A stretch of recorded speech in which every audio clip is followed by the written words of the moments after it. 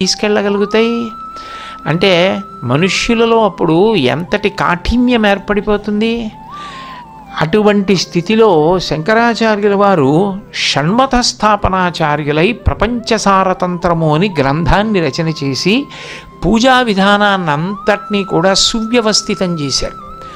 అది చేసినప్పుడు యావత్ భారతంలో ఇన్నిటిని ఒక దారిలోకి తీసుకొచ్చి పూజా విధానాన్ని అంతటినీ కూడా సమయాచారంలోకి తీసుకొచ్చి ప్రజల మధ్య అవగాహన ఏర్పాటు చేసి ఏ కారణం చేత కూడా ఎవ్వరూ సంయమనం కోల్పోకుండా అందరూ ప్రేమతో అన్ని దేవతా స్వరూపాల్ని ఒకటిగా ఆరాధించేటటువంటి విధానానికి శ్రీకారం చుట్టి అది వేదాంతర్గతము అని నిరూపించడము అంటే అది ఎంత గొప్ప విషయం. ఆ రోజుల్లో అట్లా ఆయన సాధించారు అంటే అది శంకరాచార్యుల వారికి కాబట్టి చెల్లింది.